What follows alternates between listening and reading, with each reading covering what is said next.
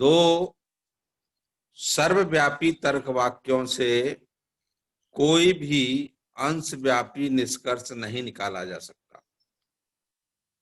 6 rule बहुत ही आसान। Universal premises से बोल रहा है। यूनिवर्सल प्रेमिसेस आपको पता है ए और ई होती है।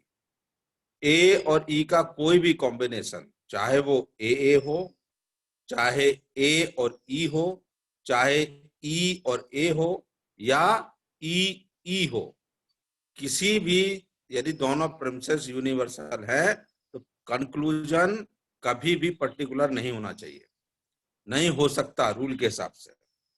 पर्टिकुलर में कौन कौन सी प्रपोजिशन आती हैं आपको पता है, आई और ओ। तो आई और ओ कंक्लूजन नहीं हो सकता है। यदि ऐसा हो रहा है, इस रूल का वायलेशन हो रहा है, तो वहां पर फैल्सी सस्टेन करेगी और उस फैल्सी का नाम होगा एग्जिस्टेंशियल फैल्सी।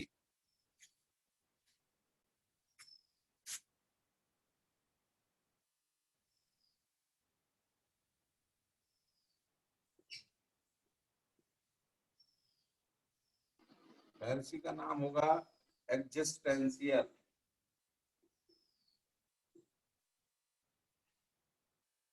हिंदी में सत्तात्मक तात्पर्य, सत्तात्मक दोष। हिंदी में बोलेंगे सत्तात्मक दोष हो जाएगा। तो एक बार हम अपने 6 जो रूल्स आपको आप अभी तक पढ़ाए हैं, 6 रूल को जल्दी से एक बार दोहरा लेते हैं कि क्या है। पहला रूल बोल रहा है कि किसी भी वैलिड सिलोजिज्म में या standard form of categorical syllogism में या आर्गुमेंट में एक ही चीज है। जब हम बात कर रहे हैं आपको, तो बार बार हम कह रहे हैं कि हम स्टैंडर्ड फॉर्म की ही बात कर रहे हैं, ठीक है। तो हम सिंपल तरीके से बोल रहे हैं कि ये किसी भी आर्गुमेंट में 3 और केवल 3 टर्म होने चाहिए। यदि 4 टर्म हो जाते हैं या उन टर्म का रेफरेंस बदल जाता है, कॉन्टेक्स्ट बदल जाता है, तो वहां पर फैल्सी हो जाती है। उस फैल्सी को हम लोग बोल देते हैं कि 4 टर्म की फैल्सी हो गई, फैल्सी ऑफ 4 टर्म, या हिंदी में बोल देते हैं चतुष्पदी दोष हो गया। और यदि टर्म का कॉन्टेक्स्ट बदल गया, मतलब एक जगह एक शब्द का अर्थ दूसरा है और दूसरी जगह उसी शब्द का अर्थ दूसरा निकल रहा है, तो उस फैल्सी को हम लोग बोलते हैं कि ये एम्बिगुअस फैल्सी हो गई, अर्थात इसके अनेक अर्थ निकल रहे हैं, तो अनेकार्थक फैल्सी वहां पर हो जाती है। दूसरा नियम बहुत ही आसान था, हमने बोला था क्या कि आधार वाक्यों से संबंधित नियम है दूसरा वाला। आधार वाक्यों में मिडिल टर्म आधार वाक्यों में होता है, तो इसी का नियम है। कह रहा है कि मिडिल टर्म को एटलीस्ट 1 टाइम प्रेमिसेस में डिस्ट्रीब्यूट होना पड़ेगा। मिडिल टर्म को कम से कम एक बार आधार वाक्यों में व्याप्त होना पड़ेगा। 2 बार भी हो सकता है, लेकिन आपको हमने बताया कि नेसेसरी कंडीशन है कम से कम एक बार होना चाहिए। यदि ऐसा नहीं हो रहा है, मिडिल टर्म डिस्ट्रीब्यूट नहीं हो रहा है प्रेमिसेस में, तो फैल्सी अकर करेगी या फैल्सी वहां पे कमिट हो जाएगी। उस फैल्सी का नाम होगा undistributed middle, fallacy of undistributed middle. तीसरा नियम बहुत ही महत्वपूर्ण था, जिसके 2 पार्ट थे। कंक्लूजन वाला नियम था। कंक्लूजन वाला नियम बोल रहा है कि निष्कर्ष का जो पद, चाहे वो सब्जेक्ट हो चाहे प्रेडिकेट, निष्कर्ष का पद यदि निष्कर्ष में व्याप्त है तो उसको आधार वाक्य में भी व्याप्त होना पड़ेगा।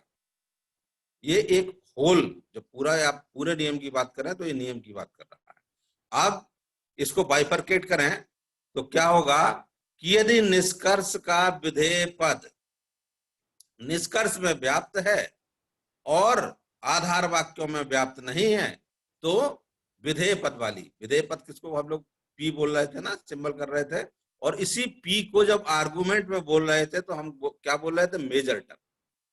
तो मेजर टर्म की फैल्सी हो जाएगी।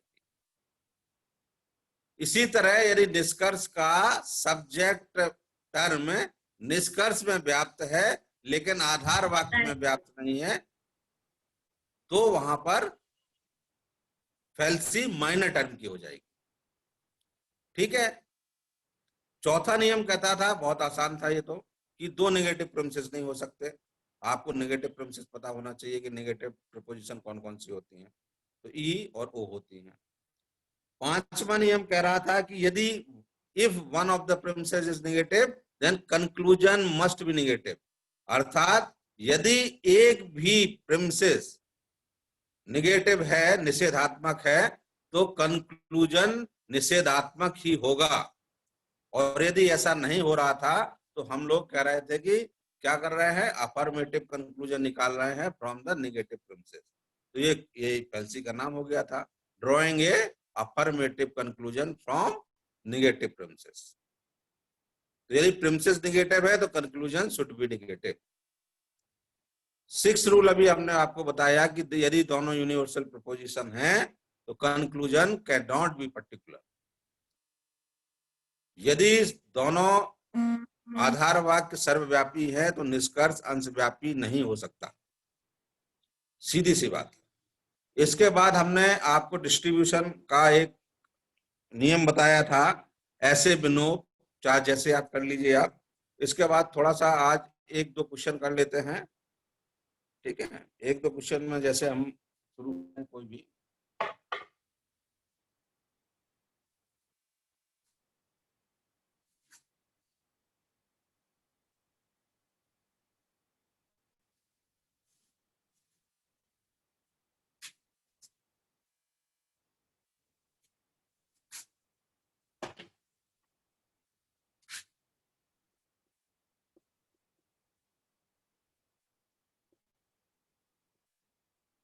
ये हमारे सब प्रपोजिशन थे। A M S S S denote करता है कि सब्जेक्ट टर्म डिस्ट्रीब्यूट हो रहा है। ई प्रपोजिशन में बी बी डिनोट कर रहा है कि बोथ, मतलब सब्जेक्ट एंड प्रेडिकेट दोनों डिस्ट्रीब्यूट हो रहे हैं। आई में एन फॉर नन, कोई, neither subject not predicate. I term में कोई भी व्याप्त नहीं होता है और ओ प्रपोजिशन में प्रेडिकेट व्याप्त होता है। एक एग्जांपल से समझते हैं।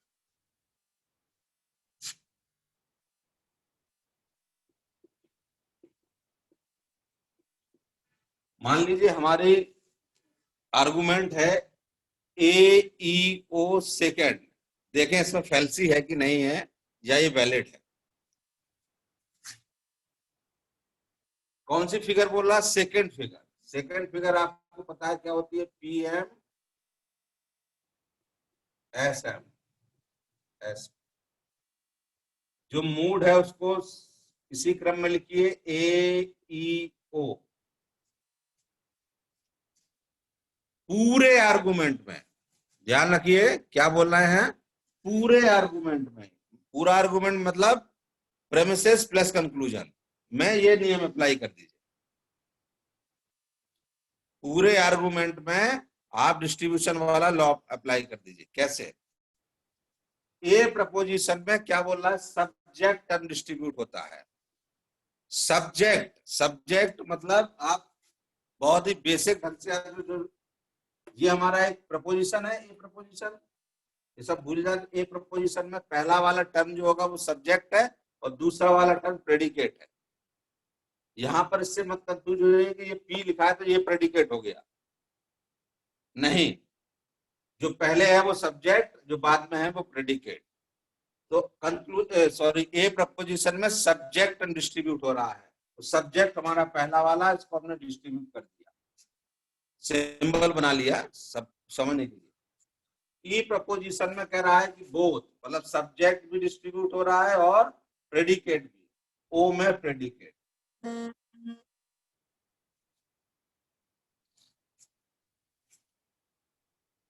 ठीक है, अब हम लोग नियम लगाते हैं। चलिए शुरुआत करते हैं। चार टर्म नहीं होना चाहिए, नहीं है, पहला नियम नहीं लगा। दूसरा नियम की ओर बढ़ते हैं। दूसरा नियम कहता है कि मिडिल टर्म को कम से कम एक बार व्याप्त होना चाहिए। यहां पर व्याप्त है, डिस्ट्रीब्यूट हो रहा है। सेकंड प्रेमिसेस में मिडिल टर्म मध्यम पद एक बार डिस्ट्रीब्यूट हो रहा है, तो दूसरा नियम भी नहीं लगा। तीसरे नियम की ओर आते हैं। तीसरा नियम कहता है कि यदि कोई भी पद कंक्लूजन में डिस्ट्रीब्यूट है, तो कंक्लूजन में क्या डिस्ट्रीब्यूट है, पी। कंक्लूजन में डिस्ट्रीब्यूट है तो उसको प्रेमिसेस में भी डिस्ट्रीब्यूट होना पड़ेगा। पी यहां पे डिस्ट्रीब्यूट है, यहां पर डिस्ट्रीब्यूट है कि नहीं है, तो तीसरा नियम भी नहीं लगा। चौथा नियम क्या कहता है? चौथा नियम कहता है दो निषेधात्मक आधार वाक्य नहीं हो सकते, दो निषेधात्मक आधार वाक्य भी नहीं है। पांचवा नियम कहता है, पांचवा नियम कहता है कि यदि एक निषेधात्मक आधार वाक्य है, एक ई हमारा निषेधात्मक आधार वाक्य है, यदि एक निषेधात्मक आधार वाक्य है तो कंक्लूजन भी निषेधात्मक होना पड़ेगा, तो कंक्लूजन भी निषेधात्मक है, तो पांचवा नियम भी नहीं लगा। छठवां नियम क्या बोल रहा है? छठवां नियम या सिक्स रूल बोल रहा है कि यदि दोनों यूनिवर्सल प्रपोजिशन हैं और प्रेमिसेस हैं तो कंक्लूजन पर्टिकुलर नहीं हो सकता। तो कुछ समझ में आया? कोई बच्चा रिस्पॉन्स लास्ट करे वाला है बेटा? सर, लास्ट वाला है हैं? हाँ, यस सर। सिक्स्थ कि वाली। दो यूनिवर्सल प्रपोजिशन है तो कंक्लूजन क्या है, पर्टिकुलर। पर्टिकुलर। हाँ, पर्टिकुलर कंक्लूजन नहीं हो सकता। तो कौन सा वायलेशन हो गया रूल का? कौन सा नियम एग्जिस्टेंशियल टूटा? Fail, existential existential fail. Policy. और रूल कौन सा ब्रोकन हुआ यहाँ पर? तो ब्रोकन रूल जो हुआ वो सिक्स,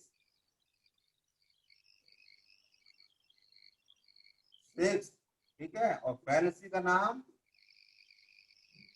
एग्जिस्टेंशियल।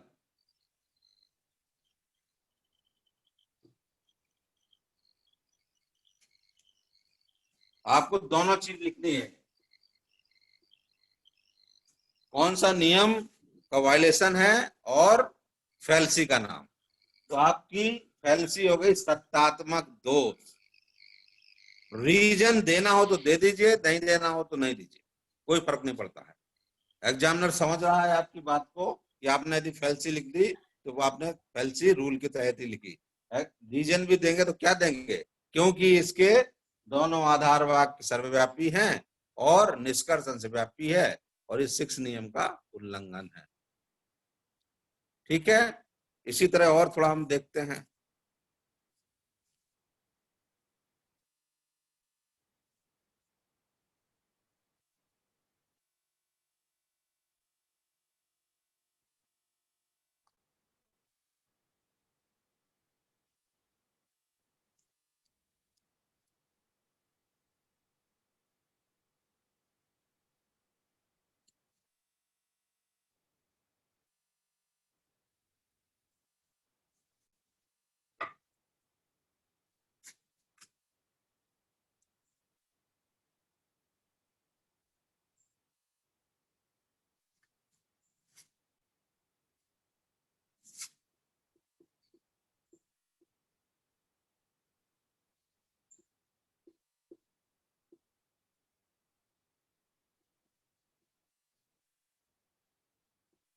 EOA थर्ड, यदि हम इसमें पता करें फैलेसी है कि नहीं है।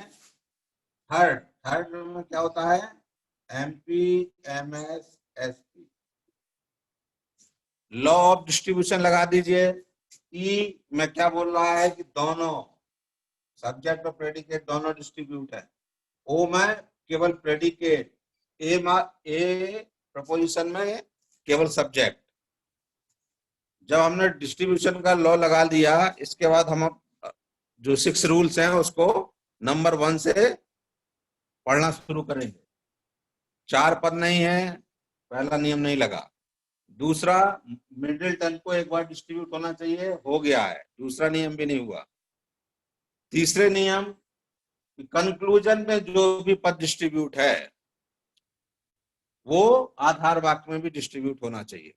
कंक्लूजन में यहाँ पर एस डिस्ट्रीब्यूट है तो प्रेमिसेस में भी एस डिस्ट्रीब्यूट है, तो तीसरा नियम भी नहीं लगा। चौथा नियम है कि दो निषेधात्मक आधार वाक्य नहीं हो सकते, दो निषेधात्मक आधार वाक्य हैं, दो निषेधात्मक आधार वाक्य हैं, तो इसलिए कौन सी फैल्सी हो गई? दो निषेधात्मक आधार वाक्यों वाली फैल्सी का नाम बताइए। Fourth rule. हाँ ठीक है, फैल्सी का नाम बताइए। Exclusive premises fallacy. Yes very good, ठीक है। एक्सक्लूसिव प्रेमिसेस, हिंदी में निषेधात्मक आधार वाक्यों का दोष, ठीक है। तो जो नियम उल्लंघन है, नियम का वायलेशन है, वो फोर्थ, और फैल्सी का नाम एक्सक्लूसिव प्रेमिसेस, ठीक है। एक और कोई लेते हैं।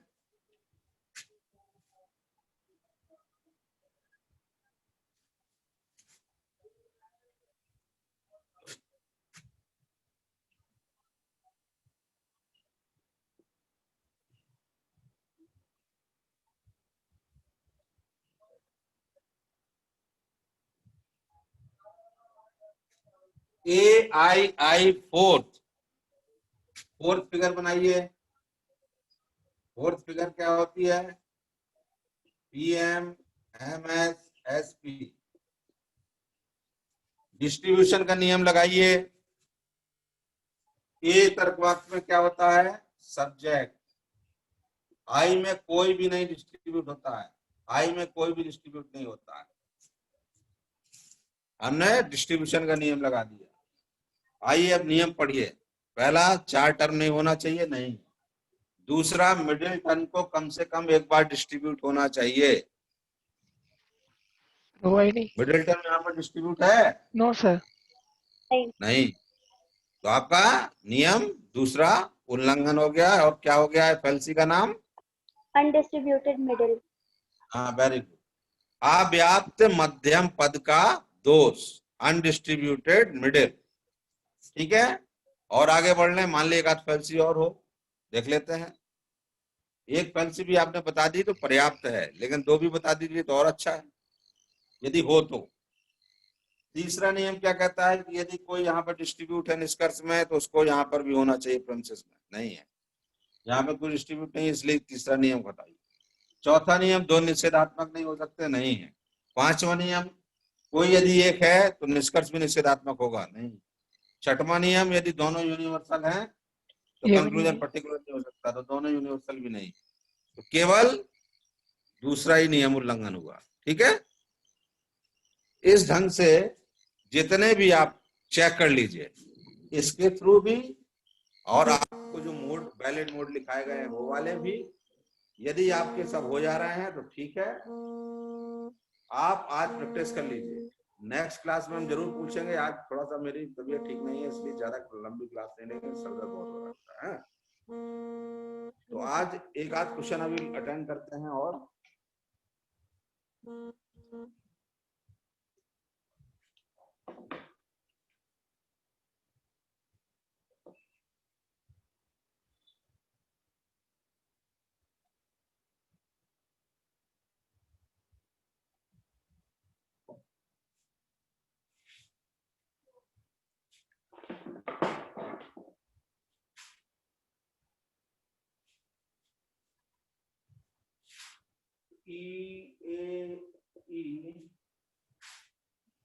आवाज आ रही है?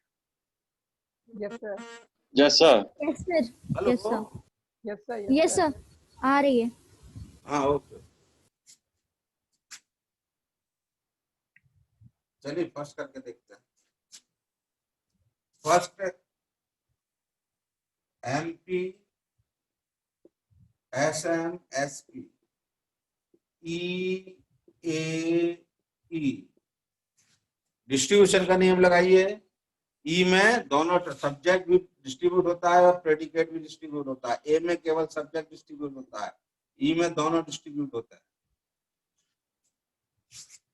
वैलिड है क्या ये? शायद पहला नियम नहीं लग रहा है, चार टर्म नहीं है। दूसरा नियम, मिडिल टर्म को कम से कम एक बार डिस्ट्रीब्यूट होना चाहिए, है।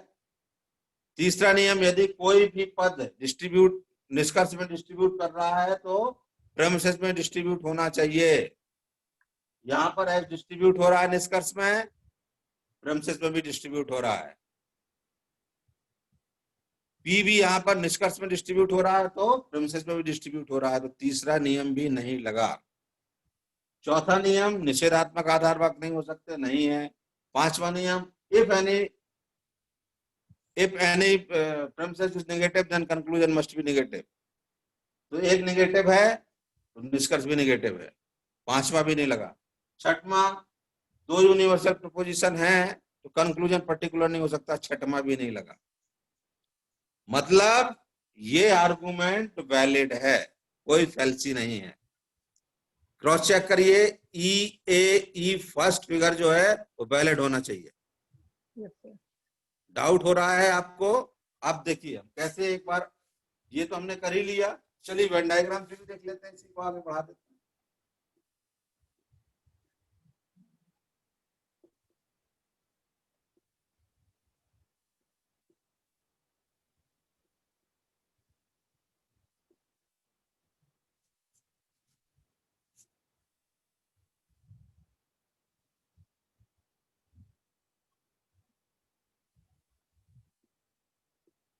SPM यूनिवर्सल दोनों है तो सबसे पहले इसको MP इक्वल टू 0, MP वाला पोर्शन हमने 0 कर दिया। SM बार, S से M हटाओ, S से M हटाओ, हटा दिया, इतना बचा। ये कह रहा है ये 0 है,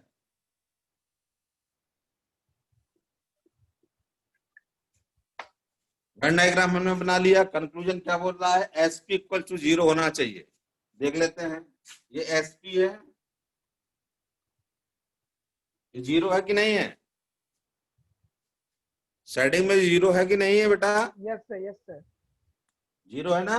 Yes, sir. तो मतलब वेन डायग्राम से भी ये वैलिड है। तो इसलिए ई फर्स्ट फिगर आर्गुमेंट क्या है? वैलिड, वैध है। तो दो जगह से हमको पता चल गया फैल्सी भी नहीं है, फैल्सी भी नहीं है, तो अब ऐसे वैलिड होना चाहिए था। इसको वेन डायग्राम से भी हमने देख लिया, वैलिड है। ठीक है, तो इसका मतलब हमने प्रोसेस जो अपनाया वो सही प्रोसेस है। ठीक, चलिए बेटा आज रहते हैं, थोड़ा सा हमको ठीक नहीं लग रहा है। Yes, sir. ठीक है बेटा, Yes, sir. हाँ।